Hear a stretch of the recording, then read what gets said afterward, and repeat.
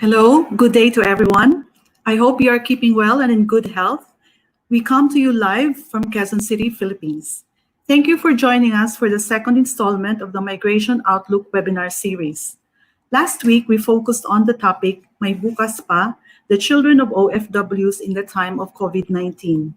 Today, we continue to explore the psychosocial aspects of the pandemic on overseas Filipino workers and their families in this episode on COVID-19 and Beyond Experiences of OFW Families.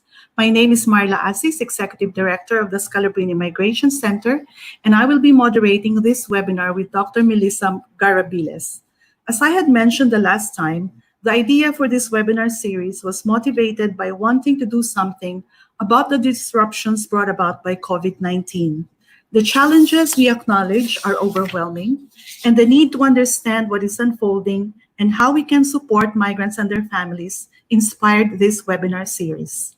In this spirit, the University of Hong Kong and the Scalabrini Migration Center, and in cooperation with the Episcopal Commission for the Pastoral Care of Migrants and Itinerant People, came up with the Migration Outlook webinar series to shed light on the challenges and concerns experienced by migrants and their families, to consider insights from researchers and practitioners, and with a view to propose suggestions and possibilities to support migrants and their families weather this pandemic. This modest initiative will also come up with infographics that will provide information to promote well-being and to share information on services that migrants, their families, and the general public may access. The Migration Outlook webinar series is supported by the University of Hong Kong's Knowledge Exchange Initiative, which aims to make knowledge and research-based evidence more widely shared and translated into policies and programs that will improve lives. This goal also jives with the idea of knowledge and research as public good. In our kamustahan or conversation today, we are joined by three OFW couples, a researcher, and a counselor. The three OFWs are among those who returned to the Philippines recently. Unlike past crises, the repatriation of OFWs during this time is more complex because of travel restrictions, quarantine requirements, and fears about contagion. In fact, the fear of contagion initially inclined some local government units not to accept returning OFWs. Perhaps for the first time, OFWs are stigmatized and experience discrimination in our country. As of July, according to the OFW help data of the Office of the Undersecretary of Migrant Workers Affairs, 70,386 OFWs are back home due to COVID-19. In the earlier months, sea-based workers dominated the number of repatriated OFWs. The July 5 update shows a closing of the gap between land-based and sea-based workers. Of the total repatriated OFWs, there are now 34,760 land-based and 35,696 sea-based workers. Our conversation today will throw light on how the unscheduled return of OFWs impacted on the OFWs, their spouses, and their family life. Allow me to acknowledge our online participants. We are joined by OFWs, families of OFWs, migrants associations, researchers, professors, teachers, counselors, pastoral workers, decision makers, government officials, and representatives of international organizations. We have participants not just from the Philippines, but from other countries as well: Belgium, Canada, China, Italy, Hong Kong, Japan, the UAE, Qatar, and Thailand. We will try our best to provide a summary in English for statements made in Filipino. We will be showing the summaries on the screen, and we ask for your patience in advance because it might take time to show the translation. We will have room for questions and comments, so please use the comment section of this live video as we will be taking note of your comments and queries and will try to address them the best way we can. If you recall, our partner, the Episcopal Commission for the Pastoral Care of Migrants and Itinerant People, invited Anak OFWs to share their reaction to our first webinar. I will announce the finalists and the top 3 best reaction papers towards the end of the seminar. Let me now introduce my colleague, Dr. Melissa Garabiles, who will be handling the next discussion. Dr. Garabilis is assistant professor and clinical psychologist at the Department of Psychology, Ateneo de Manila University. She is also a volunteer psychologist of UGAT Foundation. She is a member of the Global Community Mental Health Department of Psychology, University of Macau, where she did her postdoctoral fellowship and where she is also a faculty collaborator. She has published widely on mental health, positive psychology, and migration. So, Melissa, you have the floor. Yes, thank you for your introduction, Dr. Marla. And good afternoon to all our viewers and to our speakers. So today we are blessed to have three OFW couples who will share with us their experiences. In all three couples, the husbands were repatriated due to COVID-19. Our first OFW couple is from Antipolo City, Rizal. We have Mr. Wilfredo and Mrs. Grace Pamposa. Mr. Wilfredo used to work in the Kingdom of Saudi Arabia before coming home. Our second couple is from Caloocan City. We have Mr. Archival and Mrs. Regine Arce. Mr. Archival was a seafarer and used to work with Princess Cruises. And our last couple is from Cavite. We have Chief Officer Teodoro DJ Rosello, who was also a seafarer, and his wife is Dr. Rosary Charity Rosello. So good afternoon, ma'ams and sirs. So after we listen to the stories of our OFW couples, we will listen to insights from research. We will have Dr. Lucy Jordan, who is an associate professor and associate dean in social work at the University of Hong Kong. She is the co-principal investigator of the CHAMSI project. CHAMSI stands for Child Health and Migrant Parents in Southeast Asia. She will share with us their findings on families and migration. Lastly, we will listen to insights from practice. We will have Father Nilo Tanalega, the founder of the UGAT Foundation, which is an NGO based in Ateneo de Manila University. UGAT Foundation has conducted programs for OFWs and their families. Father Nilo is a psychotherapist and lecturer in the same university. His background is in family counseling, pastoral counseling, grief counseling, and family ministry. So before we listen to our speakers, I just want to remind everyone and encourage everyone to please post comments that hopefully we can read all your comments later as we go on. And please post questions as well. We will have time for Q&A later and you can ask questions to your chosen speakers. So let us begin.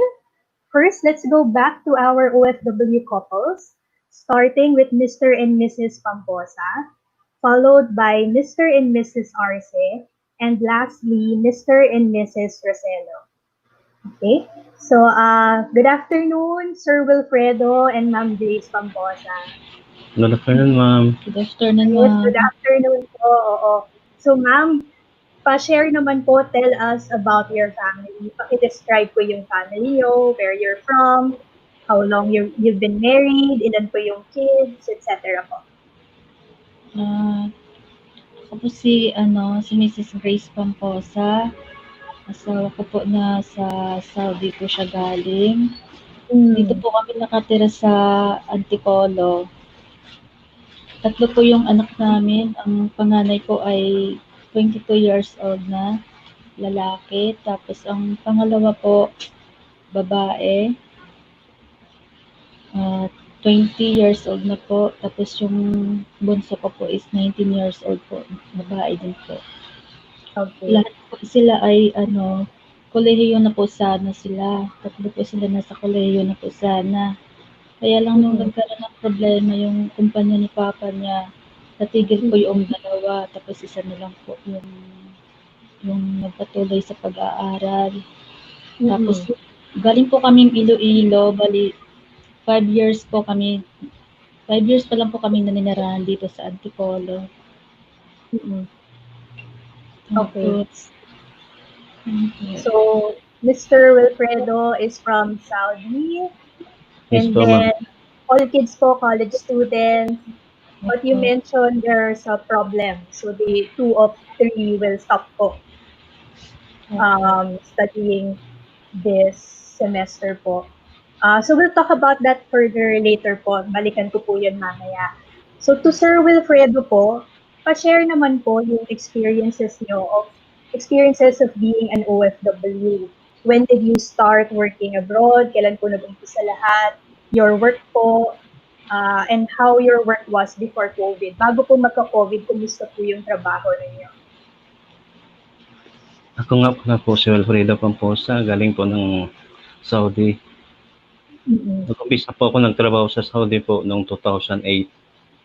2008. Mm-hmm. 2008 po. So Nung 12 years. unang kumpanya ko po, Muhammad Al-Mujil, 2015, bumagsak din po. Hindi din po kami nakakuha ng mga benefits namin, sweldo, bali 5 buwan na sahod, 7 taon na benefits ko po, hindi ko po nakuha. Tapos po, lumipat po ng ibang company nang hanggang 2019 po. Nag-exit po ako pero yung ikama ko po, hindi na rin yun ng kumpanya ko. Yun po, hindi ako pinauwi kasi hindi ako po nakuha ng exit visa. Hanggang inabutan po kami ng pandemic, hanggang asikaso na lang po ng Buluuwa para makauwi kami po. Yun po. Okay. And before pandemic po, plan nyo na po mag-stay? Did you plan to stay abroad po? Opo. Opo. Mga how many years pa po kaya? Mga 5 years pa po, hanggang makatapos yung 3 anak ko po. Okay. The plan was stay abroad for 5 years. Yes po. Wait for kids to finish. Yes Okay po. po. So, how did you feel po when you learned that you had to return to the Philippines? Ano pong naramdaman niyo nung sinabi sa inyo, kailangan man nang bumalik? Masaya kasi nakasama ko na po yung pamilya ko. And then, malungkot naman po kasi hindi kami binayaran ng kumpanya ko po, hindi binigay yung sahod namin po. Yung sa pangalawang kumpanya ko din po, ganun din nangyayari sa una kong kumpanya na hindi din kami binayaran. Hanggang kami na lang po nagbayad ng ikama namin po para makakuha lang kami ng exit visa. Kami po nagbayad ng penalty namin para makakuha lang po ng exit visa para makauwi ng Pilipinas. Okay.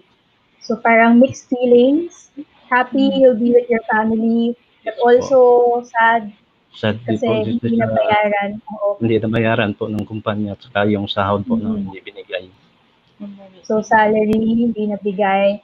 And Yes, kayo pa yung nag-abono, you had to pay. Yes po. Okay. Kami nag-abono po para makakuha ng exit visa. Or exit visa. Yes po. Okay. Opo.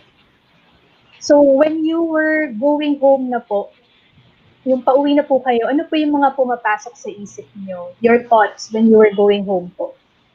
Masaya kasi makikita ko na po yung pamilya ko sa mahigit na 3 taon ako doon po na nung nagbalik ako po nung 2016 hanggang nakauwi po ako nung May 18, 2020. Masaya na kasi habang pumunta kami ng airport, masaya sa ko makikita ko na po yung pamilya ko. So back home after 3 years. Yes, And then po. pagdating niyo po dito sa Manila po muna? Opo. Opo. In quarantine po kami. Yes. Saan po kayo na-quarantine? Sa Cubao po, sa Crest Hotel, sa Cubao. Okay. Quarantine po for how many days po? 9 days po. Lumabas yung swab test ko to 6 days. Negative yung result. Tapos pagdating naman 9 days, nirelease na din po kami, pwede nang makauwi. Okay. So 9 days in quarantine. While you were in quarantine po, habang nasa Cubao kayo, ano po yung mga pumapasok sa isip ninyo? Yun po, sana yung pumpasok sa isip ko po, sana bang negative lang po ako sa swab test. Tapos malagpasan ko na po yung to para yung mga problema namin, kung ano yung mga problema sa pamilya kasi ito po, nanikuan na kami po nag-uupa ng bahay. So, iniisip niyo po yung financial, Yes po, finances po. Opo, kasi umuwi ako po, wala kaming pera, hindi kasi may binayaran ng kumpanya ko. Yun po. So, napag-usapan niyo po ba ito ni Mrs.? Were you able to discuss this with Miss Grace po? Yes Itong po. mga kumusta po yung pag-uusap ninyo tungkol dito? Kasi po nag-standby pa po ako sa Saudi mahigit 1 taon eh. Kasi nag-exit po ako noong April 6, 2019. Yun po, na-exit yung ikama ko po, expire. Hindi nga ako po makuha na ng exit visa kasi yung ikama ko po, expire. Ayaw i-renew ng kumpanya ko. Sa 1 taon kong standby po, wala pong kahit 5 na pinapadala sa pamilya ko po. Sa 1 taon kong standby at wala kaming sahod. 1 year standby. Opo, 1 year standby ako dun po. Hanggang sa naabutan ng pandemic. Hanggang naabutan po ako ng pandemic. Until 2020. So, Opo. kay Mrs. Grace po, how did you feel po when he returned? So, after how many years bumalik siya, ano pong naramdaman ninyo? Masaya po, ma'am, kahit wala pong pera, at least nakauwi ng safe. Yung pera naman makikita, yan importante. Safe siya. Gabi-gabi, nag-pray kami na sana makauwi siyang ligtas. Sabi ko, okay lang yan, kahit walang pera. Yung pera, makikita naman yan. Basta okay lang siya. So, happy he's home. And then, prayers po, mukhang nakatulong po yun. How about po yung children po, your kids? How did they feel po when he returned? Ano pong naramdaman nila nung nakita nila ulit yung daddy nila? Masaya din po. Ang sabi naman po ng mga bata, okay lang, kahit walang pera. Basta si papa nila, araw-araw nga nung nasa quarantine area si papa nila, araw-araw sa tinitingnan nila yung kung nakalabas na yung result ng ni papa nila, kabado din. Siyempre, dami nilang magkasama doon, hindi mo alam yung Kaya nakita namin na negative siya, tuwang-tuwa kami. Ano po yung mga problems or challenges po that your family faced during this time? Madami po. Una-una po sa financial. Yun po.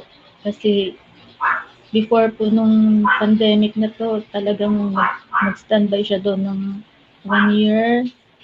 Walang padala. Kami lang po ang ng mga bata, tulong-tulong para lang makakamsa ang araw-araw namin. So, financial problem po. And then, sabi niyo po, tulong-tulong.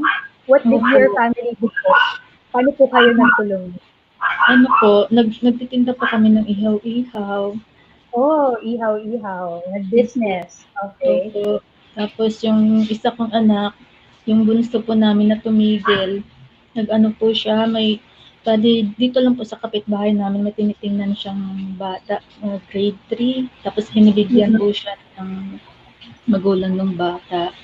Tapos, yung isa naman, yung pangalawa, nagtututor din po dito sa kabila, yung bata din, tinuturuan niya. Yun, kahit po paano. Nakatulong po. So, kami po. Yun. So, business, work as tutor. Ano po yung kinds of support or help that you need? Ano pong suporta yung pwede kayang makuha ninyo para makatulong sa inyo? Ano lang po, ma'am, gusto ko po talaga makatapos lang yung mga bata. Kahit lang po, basta makatapos lang po sana sila ng pag-aaral. So, yun po talaga, children first talaga para makatapos sila. And last question po, how do you feel po about the future? Ano pong nararamdaman ninyo tungkol sa hinaharap? Siyempre po, sa ngayon po na may pandemya, parang nakakatakot din. Pero sabi ko nga, kahit ano pa yan, basta magtutulungan lang, mag-pray lang lagi, tapos mag-ingat. So, magtulungan, yes, help each other, pray. Yes po. Okay po. So, thank you po, Mr. Wilfredo and Ma'am Grace. Balikan ko po kayo mamaya. Yes, Sige po, ma'am. thank you Thank you po. po. Thank you. And now, we will listen to our second couple. So that's, before that, let me just read some of the points. So their main concerns right now are financial because Mr. Wilfredo has had problems at work even before COVID. So parang nagpatong-patong. So problems before COVID and then post-COVID. So that's their main concern, but um, they have ways of dealing with this problem together. So the family at home started a business, ihaw-ihaw business, and the children also contributed work as a tutor to smaller children. So thank you, Mr. and Mrs. Pamposa, for your for the interview. Next, we go to Mr. Archival and Mrs. Regine Arce. Yes, Yes, ma'am. good afternoon po. Good afternoon, sir and ma'am. Yes, so your turn po. So, Ma'am, narinig niyo ba yung malinaw, ma'am? malinaw po, yes, klaro. So, ma'am, Malinaw po ba sa inyo, ma'am? yes po. Narinig niyo po? So, Okay. okay, medyo may delay ng konti. So, kay Ma'am Regine po, can Okay you po. tell us about your family po? Pa-describe lang po ng family ninyo. Yes po, hello, good afternoon. Kami po, ako ni Regine RC po, kapatid ng asawa ko, Archibald RC po. 16 years na po kami kasal, ma'am. May isang anak na dalagita, 19 years old, nasa kolehiyo po siya. Ito po kami sa Bagong Barrio po, Caloocan City, sa Diocese of Caloocan po. 16 years together, one child. Kay Sir, ano naman po, Archibald. Yes po. Pakwento naman po, sir, your experiences as an OFW. Kailan po kayo nag-start mag-work? What was your work? Kumusta po yung work before COVID po?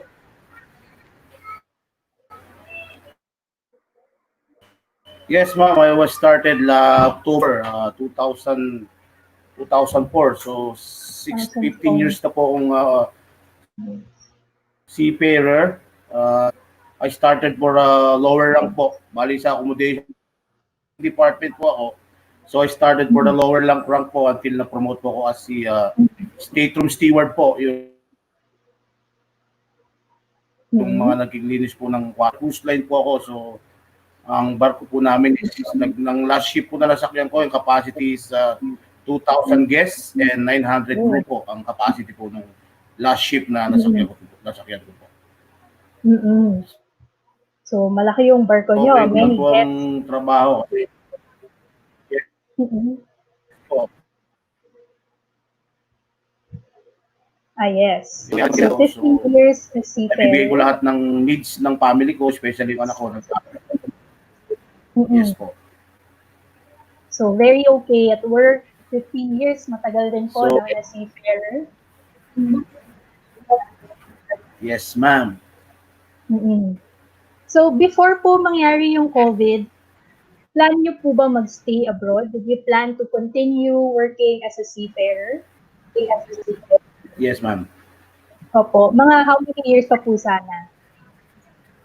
Actually, ma'am, ang target ko talaga is hanggang 50 years old lang po sana ako. So, 41 na po ako ngayon. Years pa po sana. At that time po, graduate na rin, hopefully, graduate na rin po yung anak ko noon at that time.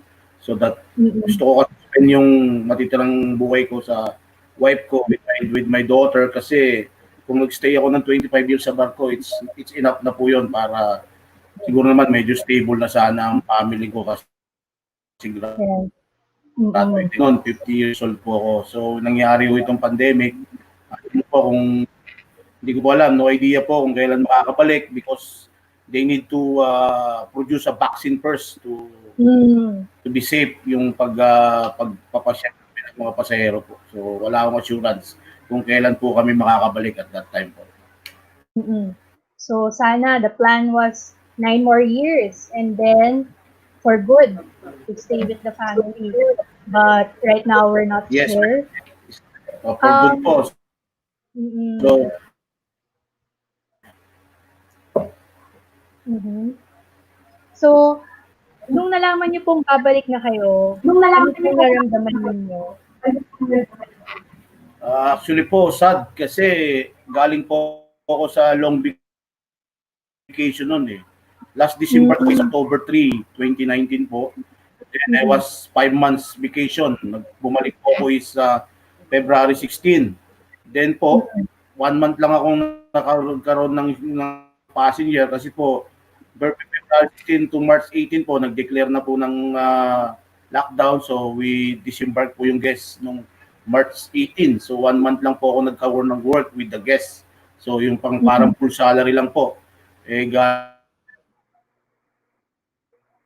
po ako ng naubos ko dahil naghaba ng bakasyon po, then may pinaayos pa po ako.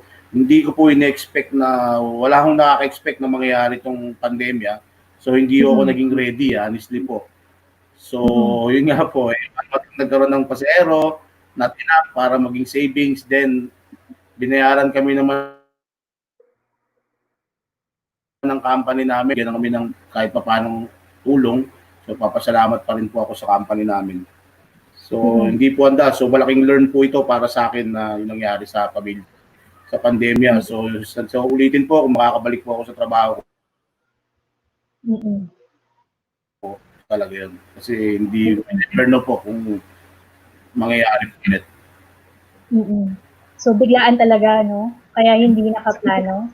Yes. So, share naman po, sir, nung pabalik na po kayo, ano pong mga pumapasok sa isip niyo? First po wala pa po kasi ako until now, wala kaming maisip na pwedeng business at that moment. Kasi kung online naman po, napakami sa lugar namin nag-online. And hindi kumbaga masyado na pong marami. Wala akong maisip na iba na maging negosyo para makatulong. At this moment po, wala po talaga akong maisip. Kasi sa dami po nang nasa lugar po kasi ako ng lahat ng tao nag-online business po Unlike po sa mga ibang lugar na ilan lang sila. So wala po talaga akong maisip until now po. Hopefully, makaisip po ako ng may magbigay po ng way sa akin kung dapat namin gawin para makasurvive sa pandemic na to. So, nasa isip nyo anong pwedeng gawin, what you could do, but mukhang yung help po makaisip ng mga paraan. So, nasa isip. Yes.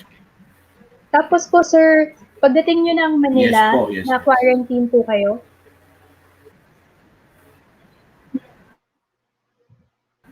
Ganito po yan. March 18 po, nung binaba namin yung mga guests, nag-iisip na po yung company namin ng plan. So ayaw na kami papunta ng Australia, ni-lockdown po. Ayaw magpapunta ng mga cruise ship.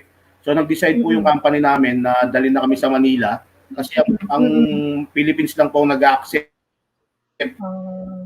na ang cruise ship na pwedeng lumapit. So ngayon po, dumating po kami sa Manila ng April 17. So dinala na po kami ng barko namin para ihatid sa Manila, April 17 po. Then, i-quarantine kami ng April 20 kasi para yun ang gusto naman ng Pilipinas na Manila na i-quarantine kami before ibaba. Then, April 20 po, na-swab po kami April 30. So, after 10 days po, bago kami na rapid test. Then po, dapat po tapos na yung quarantine namin ng May 6, doon pa lang po kami na-swab. May 6 po. So, nung after swab po namin, lumabas po yung first result is after 1 week po. Kaya May 13 po, nakapagpauwi sila ng first batch. All of a sudden po, bali 5 weeks po akong na-quarantine. At saka kami pong 23 katao out of 284 na huling nakababa ng barko kasi tagal po ng resulta na inilabas nila yung pangalan po namin. So, nakababa po May 28 na po. So 5 weeks po akong naka-quarantine bago po ako nakauwi sa pamilya ko po.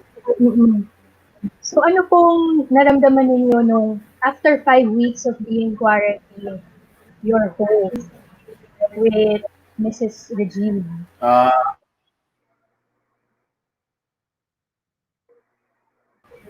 5 weeks na pagkakakulong sa kabina is nawala po lahat yung nakauwi na po. Kasi mas maganda pong makauwi ka na sa pamilya mo kaysa naman po nakastay ka sa po na wala ka naman trabaho, wala kang ginagawa, kumakain ka lang.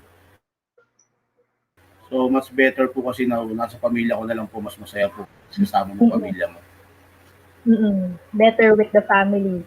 Kay Ma'am Regine naman po. Hi, Ma'am. So, Yes po. after waiting po, Ma'am, for more than Hello po, 5 ma'am. yes, hello po, Ma'am. Ano pong naramdaman ninyo when he returned after waiting for a long time?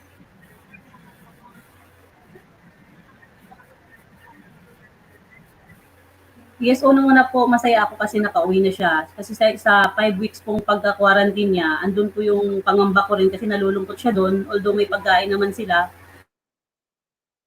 Kaso lang, alam mong nandyan lang sila sa Manila Bay, andito lang po ang Caloocan, malapit lang. Hindi mo siya makita. Yung lungkot din na nararamdaman ko na alam mong nalulungkot din siya, hindi mo siya ma-share ng gano'n. Kaya sabi ko, tuwa ko na sa wakas, nakauwi ka rin. At least, nandito ka na, maasikaso ko siya. Nawala po. So, how about po yung anak ninyo? How did she feel na bumalik na si Daddy?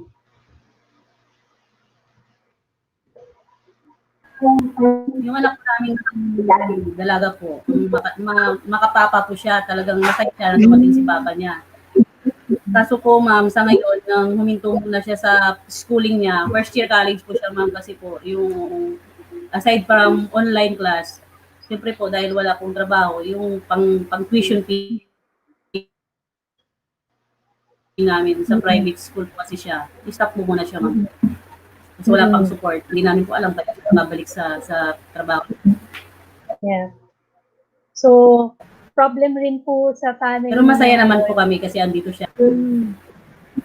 So, happy you're together after a long time. Pero na-mention niyo po na may financial challenges din po, ano? Ano pong ginagawa ninyo para maharap itong problem na ito?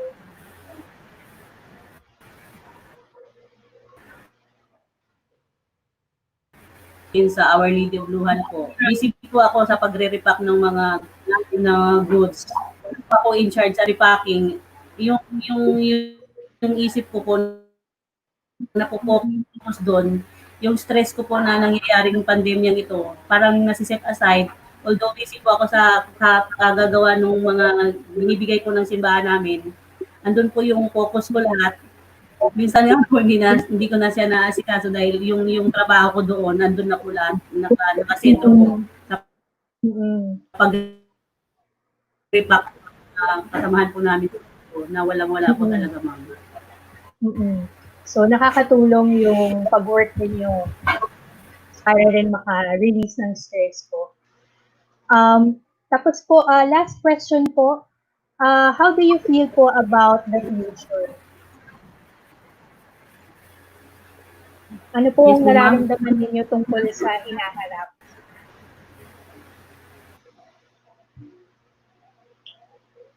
Ako po, yung pangamba ko ma'am, kasi siyempre po, hindi naman po sapat yung ipon namin para matugunan yung budget namin sa pang-araw-araw.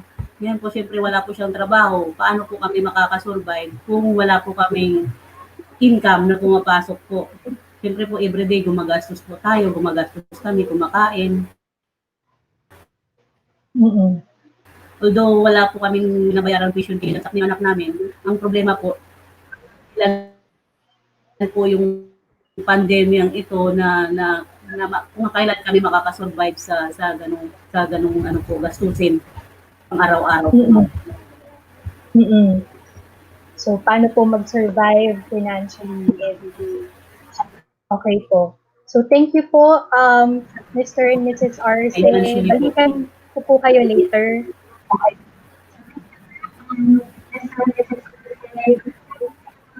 Thank you, ma'am. Thank you, Ma'am Elisa. Thank you. So, for the Arce family, so the husband had to be quarantined much longer, no? And the same problem is coming up. So it's also financial. They're also mentioning, at the same time, there are problems, but they're also saying that they're happy that they're together. And it's better to be together. And they have some ways of dealing with their problems. So before we go to our last couple, I'm going to read a few comments from Mr. Christian Altamirano. So, to Mr. and Mrs. Wilfredo Pamposa, I salute you for your sacrifices, dedication, love, and support to your family. So, meron pong words of encouragement from Mr. Altamirano. Continue to inspire others and do not forget to trust God in times of hardship. Always be strong and positive. God bless you and your family. And we'll have one more comment. So thank you, Sir Altamirano. We have from Ma'am Lourdes Gina Didulo Makalipay. Glad to be among the participants. Thank you for this webinar. Keep safe, everyone. Following from Rojas City, Capiz. Wow, ang layo ni Ma'am Lourdes. So thank you po, Ma'am Lourdes, for your comment. Oh, one more. Ma'am Janet Calata, watching from the Diocese of Bayumbong, Nueva Vizcaya. So, norte naman po. So, good afternoon po, Ma'am Janet. Thank you for watching our webinar. So, now let's go to our last couple. We have Mr. Teodoro and Mrs. Rosalie Charity Rosello. Yes, good afternoon po. Good afternoon po, Good Ms. afternoon. Lisa. Good afternoon to everyone. Good afternoon to everyone. So kay Ma'am Rosalie po, Rosalie Yes po, ma'am. Charity, pakwento naman po, pa-describe po ng inyong family. Saan po kayo Family. based? How many years married? How many children? Yes, ma'am.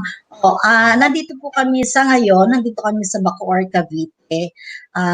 Connected po kami sa Diocese of Imus. Then, meron po kaming tatlong anak. Yung panganay, nagtatrabaho na po.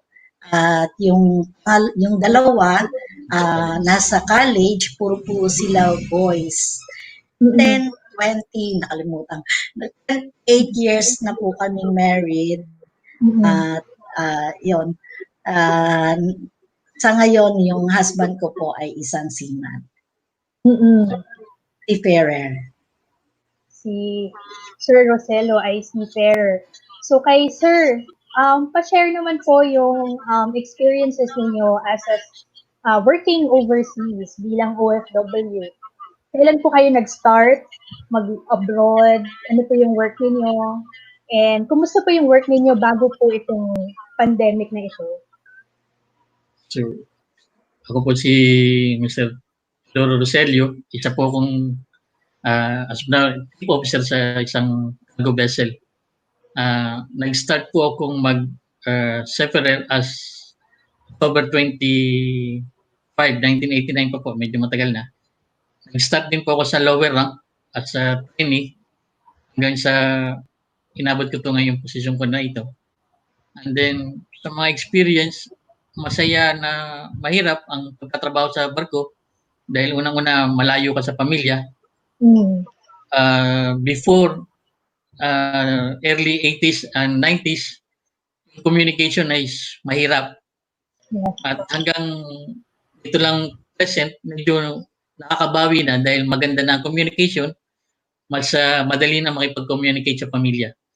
So sa mga experience na mahirap ang trabaho, pero napapasaya naman dahil narinig mo o nararamdaman mo na nandiyan yung pamilya mo na sumusuporta sa iyo.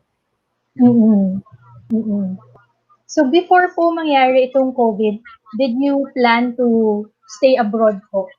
Nasa plano po ba na abroad muna kayo, seafarer muna kayo? Yes, ma'am, kasi before this pandemic, nag-ano pa kami, still planning na mag-stay pa ng tulad din ng sinasabi ng ibang family kanina, nag-i-stay lang dahil gusto lang matapos yung pagpaparal sa mga anak. So yun, siguro still have mga 5 years pa Para may continue lang ito. Tapos, we are planning na settle down na rin para magpahinga rin ba? Para makapiling na totally yung pamilya na wala ka nang naisip na ibang gagawin pa. Ganun. Nasa time mo na sa buong pamilya na lang. So, before COVID, 5 years, and then for good sana. So, ngayon po, sir, paano po kayo naapektuhan? Paano po naapektuhan ng COVID yung work nyo? How did COVID affect your work? Ngayon kasi, affect ng pandemic na ito, medyo nagkakaroon ka na ng alinlangan ba? Yung doubt o pag-alala sa sitwasyon sa trabaho sa barko. Kasi nandun pa ba yung pagiging safe niya o nandun na ba yung stability mo sa trabaho? Kasi basta nagkakaroon na ng ganitong problema, pati yung mga principal na company is naapektuhan din eh. So malaki rin ang epekto sa amin na separer. Kasi kung hanggang kailan sila magiging matatag yung kumpanya nila or ma-re-rehire pa ba kami sa separer. Yun ang nagiging problema sa apekto sa trabaho. So a lot of doubts and worries, mga pag-aalala po in terms of safety and job security. Opo. So, nung nalaman niyo po, sir, na kailangan yung bumalik ng Pilipinas, how did you feel? Nung malaman namin na masaya din po kasi yan na po yung pag-uwi na yan po ay sa mga seaman, parang nakalaya ka sa trabaho mo. Para kang isang preso na pagkatapos mo yung makauwi ka na, yun ang pinakamasayang parte. Kaya lang yung pag-aalala mo lagi na dahil sa pandemyang ito, makakabalik pa ba o hindi na, ganon. Malaking epekto sa family kung wala ka na tabing pera, wala ka na ipon na pera. So, ano yung susunod? Pinag-aaral pa ka pang mga anak. Anong susunod na hakbang mo ba na pwede mong magawa? Walang napagandaan na ganito. So, yun lagi ang nagiging worry ng mga yung para sa part din namin o sa ibang family. Kaya sana para sa akin kung may chance pa makabalik, pwede pang bumalik. So mixed feelings also, no, sir? Mixed feelings. Parang happy but also worried. And parang you don't know, hindi natin alam kung ano bang next na mangyayari. So nung pa-uwi na po kayo, na-quarantine po kayo, sir? Nung nung umuwi ako, bali maaga pa man, February pa lang yun, hindi kami na quarantine. So, but yung news na kumakalat niya, pero nag-stay na lang kami sa bahay doon na lang na quarantine, ganun. Yun man ang advice ng company sa amin. Parang ganun po. Okay. So, self-quarantine na lang po. Self-quarantine lang po. Kayo na yung nagpusang loob po. Opo. So, nung nakarating na po kayo sa bahay ninyo, andyan na ulit si Mrs. Ano pong naramdaman ninyo? Masaya po pag nandito na lahat sa bahay at kumpleto na. At medyo nabubuo mo na yung pamilya mo, na nakikita mo na sila araw-araw. So, masaya po ang feeling lagi sa nakikita ang kumpleto ng pamilya po. Kay Mrs. Rosello naman po, so as when he returned po, nung pagpa-uwi niya, ano pong naramdaman ninyo?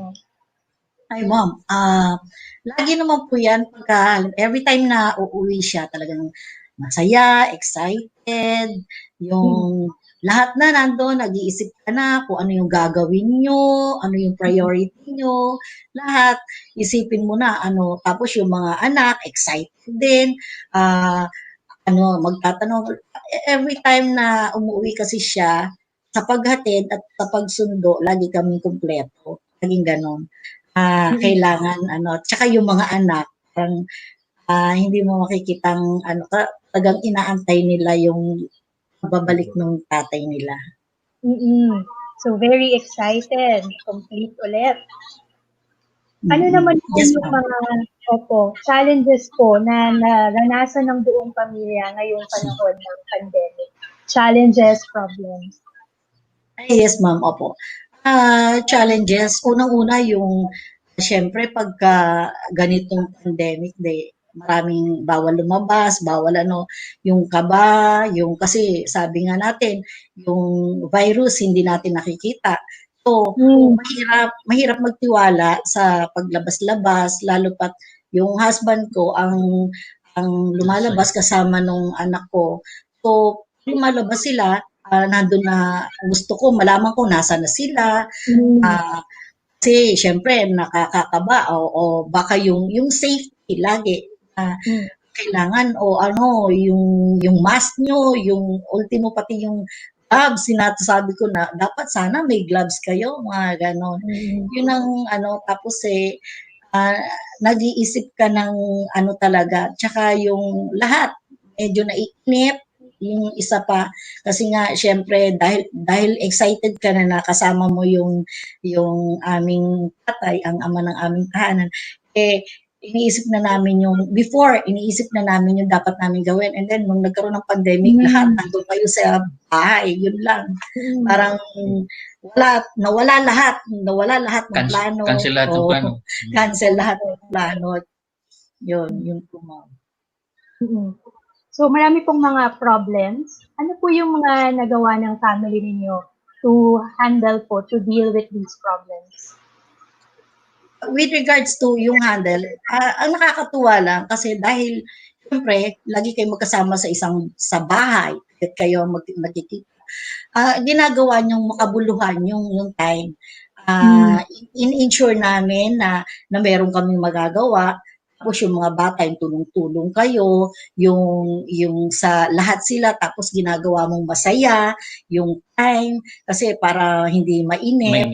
Oo, tapos nandun yung minsan magluluto ng sama-sama, mag-ihaw-ihaw, experiment, mga ganon, kumakanta ng magkakasama, ganon. At yung siguro ang pinaka-ano talaga namin, ang pinangahawakan talaga ang pamilya during this pandemic, yung pagdarasal namin, yun ang naging mahigpit sa amin eh.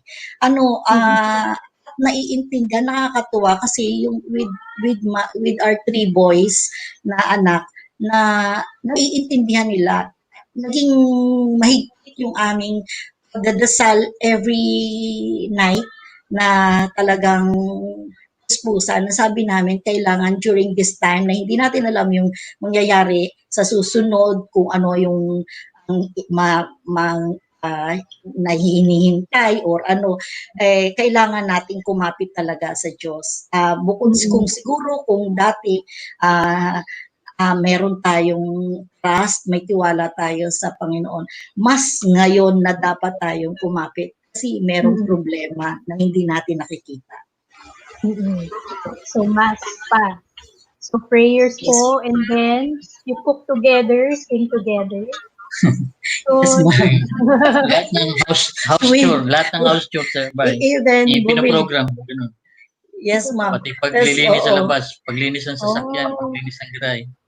At po, bumili ng pool para mag-enjoy sila. Yung portable pool. So, basta magkakasama po. So, Yes, last question po. Yes po. Last question po, how do you feel about the future? Ano pong nararamdaman ninyo tungkol sa hinaharap? Sige, ako lang. Sa totoo lang po, kasi di ba pandemic, paiba-iba araw-araw, iba-iba yung nangyayari. Sabi nga namin, kailangan maging alerto ka sa nangyayari sa labas. Kaya lang ang worry mo, ano ang susunod? Ano ang susunod na mangyayari? Katulad ngayon, sabi nga ng husband ko, syempre di ba meron po ngayong food change. Actually, nakaschedule po siya. Pero nandun yung kaba, parang nakabahan ka pa rin na ano ba, ito yung trabaho niya, kailangan kong tanggapin, na kailangan namin maging open, tapos may nag-aantay na work sa kanya, kailangan niyang gawin yun. So, andun yung kaba pa rin, safe na ba? O paano na yung susunod? Paano na yung magiging status ng trabaho? or paano na yung paglabas namin, yung lahat yung pag process mo ng mga dapat na gawin, yung pagtakbo, yung pag-aaral ng mga anak, paano na yung magiging sistema ng education ngayon, yung mga ganon, yung mga billings, mga lahat yun, iniisip mo paano na yung mangyayari sa susunod. So maraming mga questions. Yes, What will ma'am. happen next, and then schooling, etc. So thank you po, ma'am and sir. Later po, babalikan namin po. Yes, thank you, Ma'am Thank you po. Lisa. Thank you. So for Mr. and Mrs. Rosello, we see that the same is happening. So they're happy and worried at the same time. Happy that they're complete, but there are lots of questions on what will happen next, how they will deal with the changes, especially financially and also health-wise, because pandemic is still there. Okay, so we will read some more comments before we proceed with our next speaker. We have Ma'am Zeni Ramos Davalos. I salute all the seafarers who share their experiences for the betterment of their respective families. What they need is all-out support from everyone. Yes, so that's right, Ma'am Zeni. So we have to provide support to them. From Sir Fernando Abeto, their stories shows that they all caught flat-footed, yes, unprepared. And the moral of the story is that we must be prepared for the worst, save and invest wisely. Yes, na-mention din po yan kanina nila Sir Arce. And we have, I salute OFWs working hard to give their family better life. God bless you always. Yes, thank you for your comment. So just to summarize a bit the answers of the stories of our three OFW couples. So there's a lot of fear because of the pandemic. So fear that the husband or even their family here back home will get sick, and then we don't know what's going to happen next. And the husbands were planning to stay abroad until it's a range of around 5 to 9 years. So matagal pa sana abroad, but then they had to come home, and that brought about mixed feelings. So they're happy that they'll be complete again, happy together, but also unsure because, as mentioned also by a comment from our viewer, so they were not prepared because na pandemic happened all of a sudden. So I don't think anyone was prepared for that. So they had problems financially, and some of the children have to stop studying first. And there's a big question on when they can go back abroad again, when they can start working again. And they're able to do a lot of things also. So there are many problems, but they're also doing a lot of things to handle these problems. So one would be praying, or as Ma'am Rosello mentioned, pray even more. And then merong businesses, financial ways to deal with the problems. And then children are also helping out, both in terms financially and also in terms of household chores. And it seems that our three families are taking advantage of the time by doing things together, and yes, like cooking together, singing together, and handling all facing pandemic as one family. Okay. So we will hear again from our three couples later during our Q&A.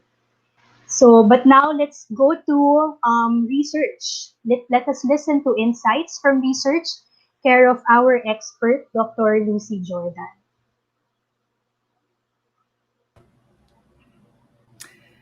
Good afternoon. All the way from Hello. Hong Kong. Yes, good All the afternoon. way from Hong Kong. I see we have some participants from Hong Kong, which is lovely. Oh, Yeah. Yeah. So good afternoon. Really nice to be here. I also just want to say thank you so much, first of all, to the couples for for their honest sharing with all of us. It very really touches me to see the openness and willingness to share about the sort of private feelings, which probably are similar, I would imagine, to feelings that many other people may be having as well.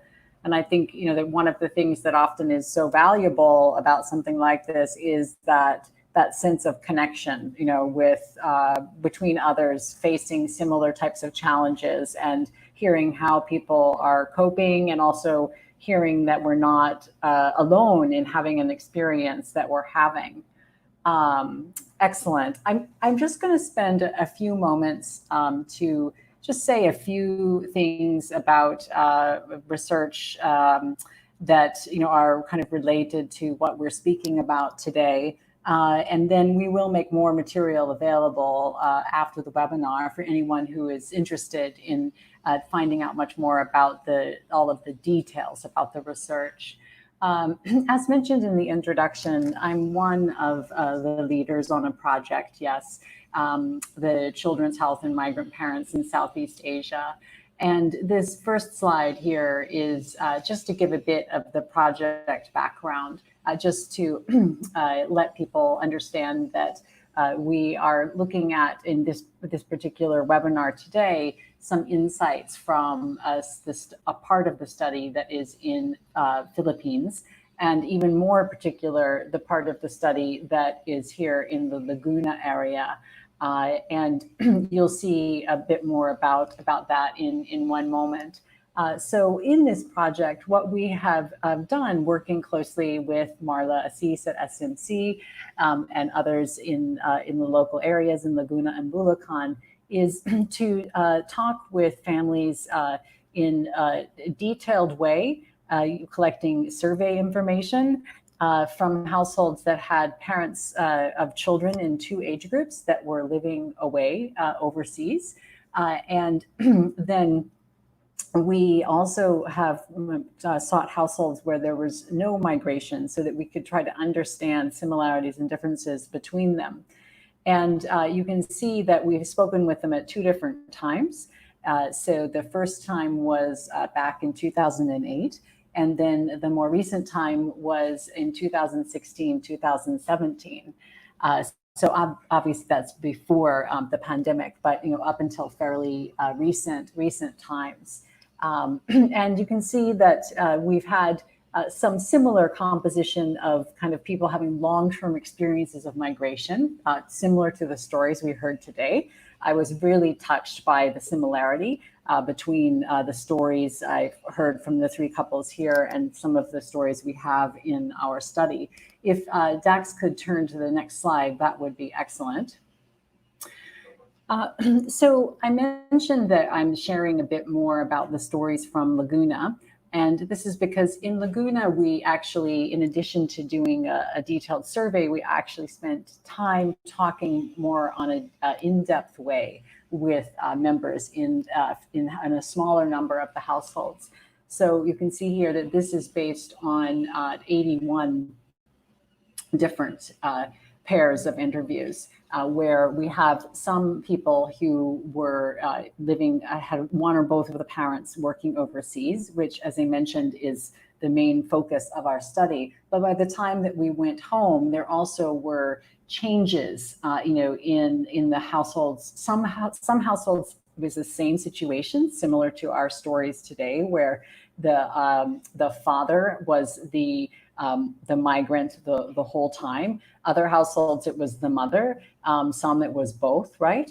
And then we also had households that had return migration, which we see as similar, but also different to the return migration from the pandemic, of course, because often the conditions of return were usually different, under our study than this kind of very, very sudden and very global shock that happened with COVID. So if we could go to the next slide, that would be great. Excellent. So I wanted to say that what we kind of found in general when we did our first look at the research is sort of three different types of situations where we have kind of what we call maintaining the status quo, which is households where either they are households where neither parent was a migrant, or one or both parents were migrant, and things stayed the same over the decade that we have been talking with the families. So in some ways, those families I see as similar to a lot of the couples we spoke with today up until the time of the pandemic, right? Sort of like a continuous situation of the long-term seafaring careers of many of the gentlemen who shared with us. Then the second type is the households that have experienced the change in the migration status during the time that we have had over that decade, where sometimes one person returned. Sometimes there's what we call a kind of relay migration, where one person comes and another person goes, and others are households that just stayed living together without anybody picking up the migration. And then the third type, which is something that we didn't hear as much about today, but is households where there's some kind of family change that happens. So, in kind of the most extreme situation, this is where there is a death of a parent, and then others, it's where there is a breakdown in the relationship between the couple, which may or may not be related to migration. So this is, kind of the three different types of things that we saw. Whereas I'd say that most of our households maintained. The second most frequent was a change in migration status. And then the third was that there was a family change, a significant family change. Yes, excellent. So, and then the final slide that I wanted to just was just to share a bit of a kind of story related to each of the types. So I was struck by the similarities with what the couples were sharing too, about how for some households that have long-term experiences of migration, right, things are so different than they were in the 80s or the 90s or even the early 2000s, like Mr. I think Rosello was sharing, because of the change in the use of information computer technology, and that there's this way to be together, even when you're separate, in a different way than there used to be before there was so much technology that was so accessible to people who are both at home and people who are living overseas. And in fact, this is something that we saw change in the time we were following these families from the mid-2000s up to the mid-2010s. And then the other thing that struck me about similar was the piece around families where they are talking about what happens with a return. And one of the things that I heard about was this experience of needing to kind of scale back and change some of the regular patterns and lifestyles, and also perhaps reconsider some dreams about things. And that there's sometimes as well, when we had father's return, was in some of our households, this idea that perhaps someone else would be able to go out in the future, in this instance, the mother. So again, this idea about having to make changes, but perhaps looking towards the future and the possibility. And then the final case that I mentioned here a bit is one of the family change situations where the part I wanted to highlight here, which I think might be relevant in some ways, is in our research, one of the things we find is that oftentimes when there's an overseas foreign worker, there can be a lot of a pressure from the family, the extended family, around kind of the migrant and the person left at home, providing both emotional and also some financial support. And that in the instance of this one family, we experienced, there were some tensions between the more nuclear family and the more extended family that actually seemed to result in an eventual disruption and a breakdown between the couple, and which of course is always a challenge in any family situation for any of the people in the family, the children and the members of the couple as well. So that's, I think, all I wanted to share right now. It's probably more than I intended to anyway, Melissa. And as I said, I'm happy to answer any questions and also to provide further information for people that want to look into the detail about things a bit more. Back to you, Melissa. Yes, so I'm sure they want to know more about your research findings. So like what you said, there are similarities with the three stories, but there are also some novel insights from your research. So hopefully our viewers can check out your research with CHAPSI. So thank you, Dr. Lucy. So let us now listen to, insights from practice. We have from Ugat Foundation, Father Nilo Tanalega. Hello, Father.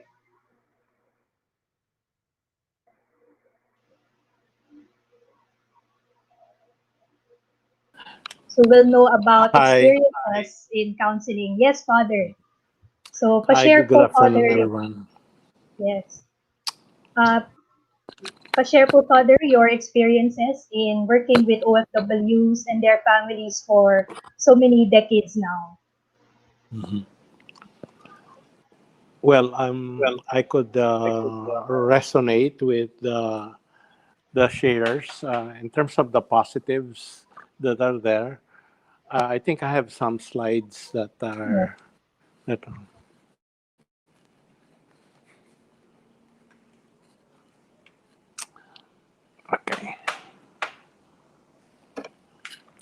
The first real slide, please. Okay. The bonding, yung pagkakataon po na magkasama-sama ang pamilya, yung pong sinalamin ng ating tatlong mga nag-sharing ngayon na mag-asawa.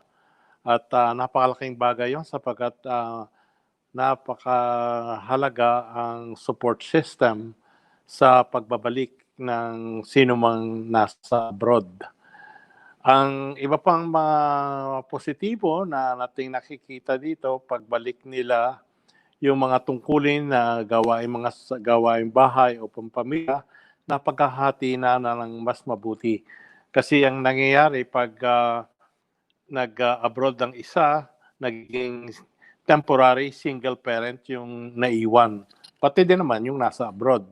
Pero ang tungkulin parang nabubuhos lalong-lalo na doon sa naiwan kasi siya mag-alaga ng bata kung ano pang kailangang intindihin sa local situation. Natutuwa sila na kung ano man ang naipon at yan ay bihira. Nadinig po natin. Marami po ang hindi nabayaran na kahit sila umuwi. At ang pero mamaya na yon. Sa positibo pa, natutuwa sila nasa bahay kasi nung una ay ng kanilang kahit sa mga bata, gawa ng mabuti nga, meron itong quarantine na ito. Hindi na masyado sa fast foods, kung hindi mga lutong bahay. So, mas nutritious ang mga bagay na ito. At gawa ng may pandemic, nagbibigay ng halaga ng kalusugan sa lahat. Ang pinakamalaking bagay, yung hindi talaga nasasabi nila dito, yung komunikasyon. Kasi yung pagsasama ay isang bagay, iba yung magsama at iba yung makipag-usap sa isa't isa. At ngayon, hindi na kinakailangan virtual o sa pamagitan ng mga gadget lamang o sa internet, kung hindi edad na. Pwedeng mas malalim, pwedeng tao sa puso ang kanilang binabahagi sa isa't isa. Kung gayon, nung sa panahon ng sila'y nagkahiwalay, naguhulaan pa kung ano talagang iniisip at anong dinaramdam ng bawat isa. Mabuti ngayon na nandyan na. So ito yung mga positibo na nakikita natin. May mga sa mga negatibo at ito ay masasummarize natin sa dalawa. Actually, yung lungkot nakikita nyo, yung galit at may mga may luha pa rin. sapagkat ito po yung sitwasyon ng pagkawala. Sa English po, ang tawag po natin dito ay yung grieving process ay kailangan talagang daanan ng bawat tao na nawalan. At dito ay isang napakahalaking bagay, ang trabaho. Kasi ang trabaho, hindi lang trabaho. Sa isang nag-iibang bansa, kung ito may seafarer or land-based, ito na ang pinakabuong buhay niya. Ito na ang pinakadahilan kung bakit siya nag-abroad. Ay ito ay mawala o maputol, napakalaking bagay ito sa kanya. At makikita natin dito yung iba pang bagay na kanilang alala sa kanilang pamilya, lalong-lalo na kung may utang pa. Na ay yung hindi pa nakabayad sa utang, yung placement fee at iba pang gastos, lalong-lalo na kung iyan ay napunta sa mga land-based na napakalaki ang kanilang binayaran sa mga agency at sa mga at iba pang mga arrangement, napakalaking dagok ito sa kanila. At ngayon, ang malaking bagay, yung gulo, meron silang anxiety na nakikita natin na nandoon tungkol sa kinabukasan. Kaya kung nakikinig kayo sa kanila, pag tinatanong, ano nakikita mo sa future, napakaikli po ng kanilang pananaw kung ano ang mangyayari. At gawa ng napakaikli ang kanilang pananaw kung ano mangyayari sa hinaharap, ito po ay nagdudulot ng anxiety. Parang humaharap ka sa kadiliman. No? At dahil dito, maraming psychological, emotional effects ito. Yung iba ho ay nagpapanik na rin dahil dito sa bagay na ito.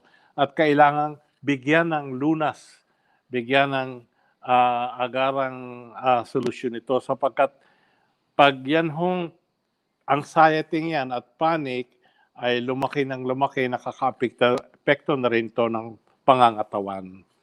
Susunod pong slide. At yun pong karaniwang, kahit na karaniwang yung makasama mo uli ang iyong asawa at ang iyong anak, hindi po ito madalailan. Sila po ay natutuwa na nakabalik sila, yung suporta na doon. Pero yung pakikisama mula ngayon, yung araw-araw na pakikisama na nung una, lalong-lalo na kung land-based na napakahabang panahon na nagkahiwalay, ano itong babalikan nila na magsasama uli. Kahit na yung narito sa Pinas, nung una po siya po lang natutulog mag-isa. Ngayon ay meron na siyang katabi. Yun po ay kumise nagbibigay ng anxiety. Paano ba ito? Ayan. Tapos, yun pong pagkumpara ng sarili sa kanya mga kaibigan, sa kanya ibang mga kapatid na nasa abroad, na nagtagumpay, pero siya ay pinauwi. Malaking bagay ito na baka dinaramdam. Tapos yung iba, naghahanap ng sulit sa lahat ng kanilang pinadalang remittance o allotment din. Kasi tumitingin ho yan. Kasi malaking ang sakripisyo itong ginawa nila.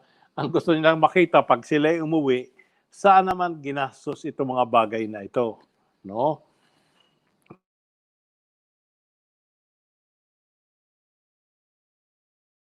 At bagay na dinarating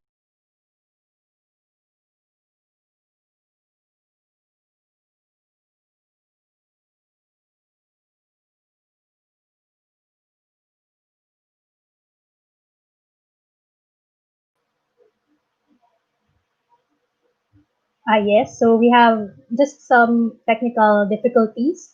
So let me just have a short recap of what Father Nilo has shared so far. So there are positive effects of the OFW coming back home all of a sudden. So they have more time to bond together, physically bond together, lighter housework for whoever was left to do most of the housework while the OFW was away. They are happy at home, and it's easier to communicate because they don't have to communicate via use of mobile phone. Now they can talk to each other more easily, and more deeply. But there are negative effects as shared by all of our speakers so far. So there is sadness, there's anger also, and what Father called a grieving process because the OFWs came home and it's not actually their choice. So they lost their jobs. And because of this loss, they have to grieve. And because it's a process, it takes time.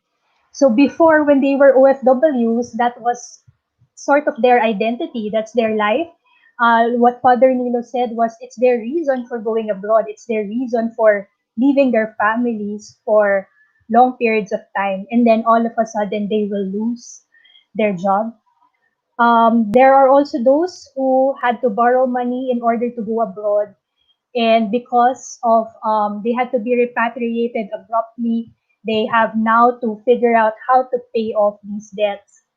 And as we have seen, based on the answers of all three couples, no, there is anxiety for the future, which Father noted could manifest later on as effects on mental health and physical health as well.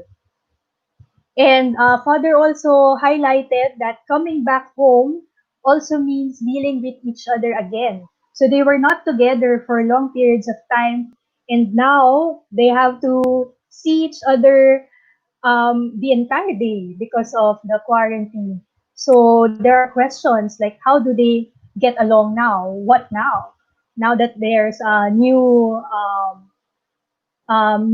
setup for all of of the families. And Father also said the last thing he mentioned was that the OFWs want to see the fruits of their labor. Ano bang saan napunta yung mga remittances? Yes, Father? Yeah. I want to move on to the next slide, please. Okay. Ayan. Sa board po, bilang summary, being repatriated is an experience of displacement into the unfamiliar again. Para po tayong nabundol sa naiwang nakabihasnan. So in other words, there's an adjustment and adaptation that is needed for those coming back now. Again, okay. Atin pong tignan naman itong bagay na sa mga anak. No? Kuminsan po yung mga anak natin, anong tingin sa atin? Kapag napakahaba ho yung panahon ng paghihiwalay, kuminsan ho ang nababanggit sa amin, bakit daw yung kanilang magulang ay alien na. Okay. So yung feeling ho ng mga abandonment, nandyan na, etc. Okay. At sa susunod na slide, please. Ayan. Ang mahalaga ho dito sa dalawang bagay na ito, yung karanasan ng pagkawala or grieving process at yung handling anxiety and stress. Marami hong bagay na nakakubli or hindi, sa English pa, yung in the unconscious or subconscious level. Kaya po, bilang pamilya, bilang mag-asawa, meron po tayong dapat gawin. Hindi lang magkasama, kung hindi, meron pong dapat ginagawa habang magkasama. At ito po ay nasa sunod na slide ang akin pong rekomendasyon. Ito. Ang tawag po dito ay kusang ungkatan ng mag-asawa. No? O kaya yung dapat sadyain nyo na magtanungan sa isa't isa. At nilagay ko dito ang 5 steps o 5 mga bagay na dapat siyasatin. At ito po ay in sequence. No? Una, ano yung ayaw nila sa kanilang pagbalik o binalikan? Pangalawa, ano yung nagugustuhan pa rin nila sa pamilya o sa sitwasyon na narito para naman makita yung o mabalanse yung kanilang mga hinanakit, galit o sitwasyon ng pagkawala. At ang pangatlo, ano ang kanyang pangangailangan ngayon? Yun. Mula sa kanya bilang asawa o sa mga kasama sa bahay. No? Ano ang mga kailangan. Sapagkat pagbalik po niyan sa abroad mula sa isang buhay na nag-iisa o solitary, pagbalik niya dito, hindi na pwede yung buhay na nag-iisa. Kung hindi buhay na magkasama sa iba o social na po ito, relational. Kaya ating kukunin ang itong bagay na ito, ang pagkakataon na anong magagawa natin para tayo magtulungan kahit na yung mga emosyonal na pangangailangan ay matugunan. Ito ho yung letter C. At sa letter D, yun nga, very specific na sino ang makakatugon sa pangangailangan ito. Sa panahon ng kalungkutan, sa panahon na naa-anxious siya, no? Sino makakatugon dito at gusto mo ba yung gawin? Mahalaga yon. Tandaan nyo, ang malalim na bagay dito sa ating mga nag-iibang bansa, hindi lang trabaho ang nawala, kung hindi isang pangarap. Yung pong mga pangarap na yan, kahit na libreng mangarap, ay hindi ho naman ganun-ganun na lamang. Ang mga pangarap niyan ay ang pinakabuong hinaharap ng isang nag-iibang bansa o nag-ibang bansa. At ang tanong niya, makakamtan ko pa uli itong pangarap na ito. Sapagkat ang aking sarili ay konektado doon sa pangarap na yon. At sa panghuli, sa letter E, para maibaba natin dito sa lupa, paano natin malalaman na sapat na ang tugon na iyan para sa iyo? Tanungin po siya at magtanungan na rin kayo. Paano natin malalaman na natutugunan ito, mga bagay na ito? Kaya ito isang maikling mungkahi lamang para sa inyo na kayo'y mag-usap-usap kasi napakadali pong sabihin, ngayon na nasa pamilya na kayo, maging suporta kayo sa isa't isa. Atin pong gawing isa tupad ang pagsusuporta, lalong-lalo na sa pangangailangang mga emosyonal na mga tao at relasyon sa pamagitan po ng mga katanungan na binigay natin. Yun po lamang ang gusto kong sabihin at kung meron kayong pangangailangan, kami po ay nasa crisis line ng Tasanda Line at makikita nyo dito kung paano i-contact kami sa Facebook, sa Google Hangout o Skype. Ang karamihan po ng ating mga kasamahan, wala po silang masyadong pera at mahina ang mga signal sa Facebook Messenger, okay lang po yon. At kung kayo po ay meron pang mga kamag-anak, asawa sa abroad, kami po ay may serbisyo din sa iba't ibang lugar, hindi lamang po dito sa Middle East, sa Europa, at susunod na po o sa isang linggo sa Amerika po at sa Caribbean. Iyon. Kaya pwede kaming tawagan para maibsan man lamang ang mga dinadala ng mga tao. Gusto ko lang sabihin sa hulihan, may mga seryoso pong kaso na nandyan. Ayoko pong paliitin yung sitwasyon sapagkat meron na pong talagang nadidepress dyan at nawalan na ng buhay sa iba't ibang bahagi ng mundo. Ito po ay hindi biruan. Kaya kung kayo ay nangangamba na hindi natutulungan ang inyong asawa, sabihin niyo po lamang na maghanap ng makakausap at kung wala na, tawagan na kami dito sa Sanda Line. Maraming salamat po. Thank you, Father Nilo. Yes po. So, important really for OFW couples is to communicate. Kumbaga, the problem is not yet finished. So, there are lots of things that OFW couples need to discuss. Hopefully, we're able to take note of the steps that Father Nilo mentioned. And he also gave several information about Ugat Sandaline. And I would just like to share that apart from Ugat Sandaline, there are other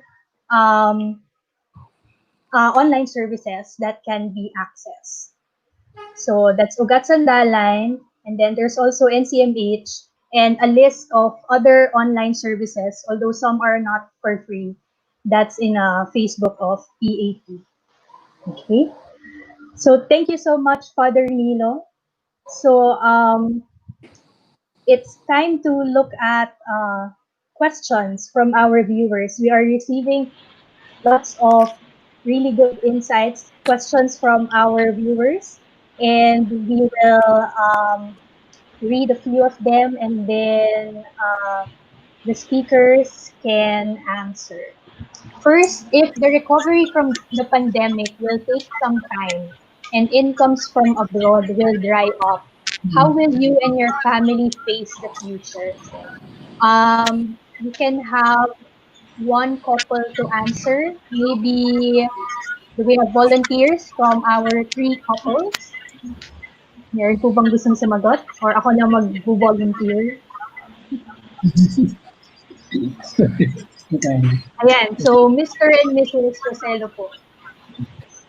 Ano?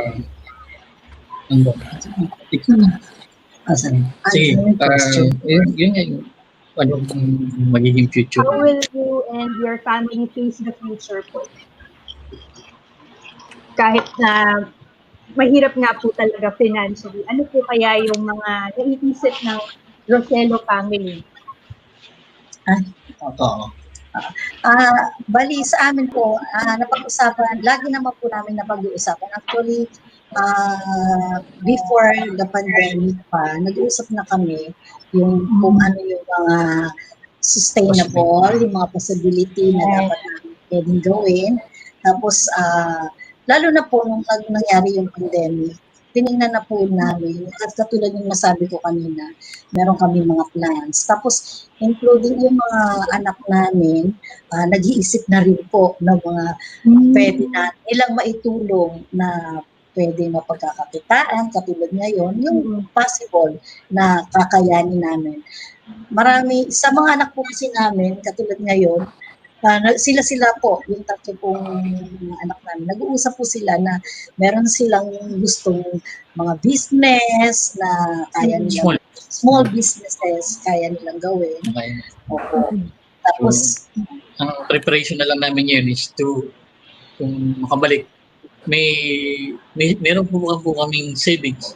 So, kailangan po lang po namin medyo dagdagan ngayon, and then talagang i-keep safe na yun for the future para in case na magkaroon talaga na o magtuloy-tuloy yung pandemya at hindi na makabalik sa trabaho, may option na po kami na stop at magsama-sama na lang po dito.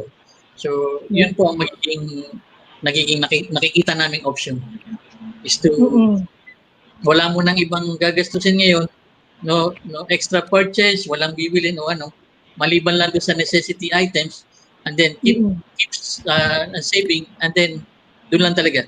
So, para may prepare lang yung sarili namin, yung buong pamilya may prepare. So, needs only for now. And children are... Meron pa po kaming pinag-iisipan na umuwi na lang ako ng probinsya. May probinsya pa po. Opo. Kasi mas, yung expenses is lesser at medyo mas magandang bumalik. So, very proactive. Yes.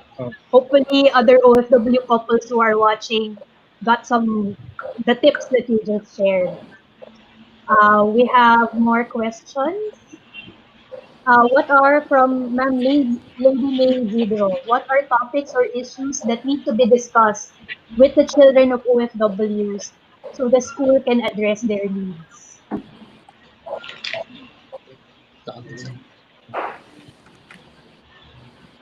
We can ask, how about Mr. and Mrs. Arce? Mga needs po of children. Nawala. We can go to, how about Dr. Lucy? Sure. The needs of children. Well, I was thinking, actually, I didn't share much about the children when I was talking, but when I was looking into some of the background in our research, one of the things I was finding is how aware the children are of everything, like especially like sort of the feelings, that are going on in the family, and how, I think sometimes, adults, parents may kind of think, oh, I want to sort of protect, or shield the children, but that actually creating a space similar to what Father Nilo was sharing about with the couples, for the children to also be able to, to talk about their fears, to talk about their feelings is, I think, really, really important. Because sometimes, that may not happen just because we think we're actually, doing a protective thing, but it actually could be, leading them to want to have some space to do that. So yeah, I wonder what Father thinks too. Let's listen to Father. What do you think, Yeah, Father? I go along with that.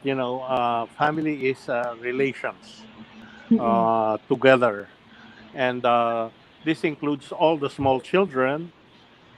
Kung ano ang kanilang, what do they actually feel, and how do they look at the future. Now it's building the future together. Yeah. It's not building the future alone as a material provider, as an OFW, but it is building the future together. Because if you are able to address the level of expectations of people, then there will be a more satisfactory family life. Kung ano man yung level na yon, basta pinag-usapan at nagkasundo, walang away yan. The problem is, some of us have higher ambition, or we have our own plans for the future, and they are left behind. So, katulad po ng sinasabi natin sa nakaraniwan, wala pong iwanan. At yan po ay sa pamilya din. Kahit na maliliit na bata, dapat kasama, they must be included in the discussion and planning for the future. Thank you, Lucy, for that. Yeah. So include the children as well. So you may continue to post questions, but we're running out of time. But we will address these questions later. We will reply to these in the comment section later. So for now, we learned a lot from our speaker stories. We want to hear one last time from our speakers. So let's start with our OFW couples. Mr. and Mrs. Camposa, what would you like to tell your fellow OFWs, your message po for other OFW couples who might be experiencing po the same situation? Sa akin po, ma'am, dapat lang po na sa panahon na yun, dapat lang na huwag mawalan po ng pag-asa. Tulong-tulong lang po.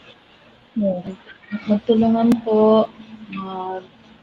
Intindihin yung bawat isa. Kasi hindi naman po kasalanan ng halimbawa, hindi naman po kasalanan ng asawa ko kung nawalan man siya ng trabaho. Hindi naman po kung anong nangyari sa amin. Magtulungan lang po, tsaka manalig lang po sa taas po. Lahat naman po ng problema may solusyon, basta po nagkakaunawaan, tapos may po sa Diyos. Wala po. So work together, support each other, have faith in God. So thank you po. How about po Mr. and Mrs. Roselo? Your message po to fellow OFW couples.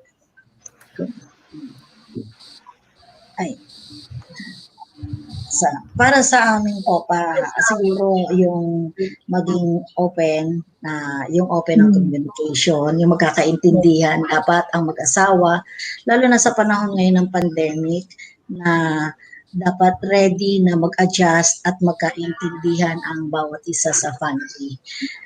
Mahalaga po yun. At lalong-lalo na ang pananalig at pananampalataya sa Diyos. Yun po yung ating laging pinangahawakan. So, openness, communicate. Yes po, sir. Sa akin, bilang isang separate, So, pagka ganitong panahon o let's say kung sabi na kung magtuloy-tuloy, yung sana magkaroon ng alternatibo na alternate na trabaho kung meron man dito sa atin, makapagpatuloy pa ba? Hindi lang yung sasabihin na mapagpagkakitaan pa po. Kasi sa panahon ngayon, medyo mahirap talaga yung financial eh. So, lahat naghahanap ng trabaho. So, yun ang nagiging problema pa rin. So, kung sakaling makauwi yung mga, let's say, hindi lang para sa separate, sa land-based or sea-based, kung makauwi sila, yung may, sana kahit sa government, may matulong pa na alternate o may mapupuntahan pa rin sila. Ganon, na trabaho. O may tulong na maasahan. Ganon. So, alternate work po. Dr. Lucy, your last words to our audience and OFW couples. Well, again, I wanted to say thank you to the couples who shared, their experience and their feelings and their thoughts and their hopes with us today. And also, I found myself thinking that I hope that some of the couples or some of the listeners too may join us next week, which I think Ms. Marla will talk about that in a moment, because we have a series. And actually, I'm not just promoting it, but I think, it's relevant in a way to thinking about, work and livelihoods. And this is something that we want to explore a bit more. So I really hope that people may tune in next week and that we can continue to learn from the wisdom. Yes, connected to what Mr. Rosello mentioned, there are alternatives, and these will be shared next week. Father Nilo, last words po. Nabanggit ni Mrs. Pompeo na huwag tayong mawawala ng pag-asa. Totoo po yan. Pero ang gusto ko lang i-remind sa inyo, ang pag-asa po ay hindi nasa labas sa atin. Kayo po ang pag-asa sa isa't isa sa maraming antas ng ating buhay. In many levels of our lives, hope is within us, with each other. And the more we communicate, the more we connect with each other and plan out things with each other, then that hope might be realized. Thank you. Yes, thank you. So hope is within us and with each other. Mr. and Mrs. Arce, nandito po kayo. So we'll just ask them to write their last words sa comment section. Oh, there, yes. Hello po. Are you back? Yes, hello. Yes, hello Yes, po. sir. Yes po. Last words po for our audience. Come again, ma'am? Message niyo po for OFW couples po. Message daw. Lolo ko kasi ang net. Message daw. Okay lang po. Message po for other OFW po. Yes po, sir. Message ko po, think positive lang po palagi. Kasi pagka inisip natin itong nangyayaring pandemya, may stress na po tayo. So, lagi lang po, keep in touch with family na sa nangyayari na to. So, tayo magkakatulungan para pamilya natin pag-uwi. Kasi stressful po talaga. Pero pag inisip po natin, talagang napaka-malaking magiging epekto sa atin. Kaya dapat po, stay happy lang po. Yes. So stay happy with the family. So thank you so much to all our speakers. Let us now turn over the floor to Dr. Marla Asis. Thank you. Thank you very much for the very rich discussion and sharing. And I won't keep you very long. But before I announce the winners, first, let me really just thank all our OFW couples for their very honest and very candid sharing of their experiences. And of course, I'd like to thank Father Nilo and Dr. Lucy for also sharing insights coming from counseling and from a research perspective. Yes, ito na po yung pinakahihintay. As promised, I'm pleased to announce the finalists and winners of the best reaction papers to last week's webinar. So the Board of Judges shortlisted the best 8 entries, and out of the 8 entries, the 3 best reaction papers, all from the province of Rizal, were chosen. So I'm very happy to announce that the first place went to Juliana Marie L. Encinas. Second place went to Bettina Micaela R. Fider. And the third place went to Alodi Sherika A. Sibal. So we want to thank all the participants and cheers and congratulations to the winners. So this conversation, of course, has been made more engaging because of your participation, comments, and questions. Thank you for joining us. And we didn't have enough time to cover all the questions, but we will return to the questions, and we will also post the answers to the questions in the comments box. No? So please look out for them later on.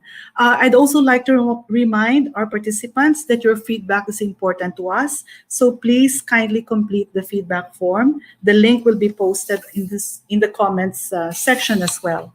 So many thanks to the people behind the scenes, to the people of Dream Agri Media, Dax, Justin, and Jim, and of course to Kimberly, Juanilio, and John Paul Assis of SMC for their assistance with the preparations and attending to the webinar's technical needs.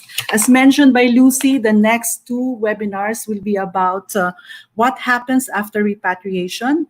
On July 17, our webinar will explore employment prospects here in the Philippines, as well as employment prospects, possibly overseas, and even entrepreneurial prospects for OFWs and actually also for the general public. And the last webinar on July 24 will be very much focused on possibilities and prospects in the agriculture sector. Maybe just to announce beforehand, there are many programs that are offered by the Department of Education, particularly earmarked to repatriated OFWs. So I hope that you will also consider them. So once again, maraming salamat po. Our very heartfelt thanks to all of you. And we will see you again on July 17. Keep well and stay healthy. God bless you.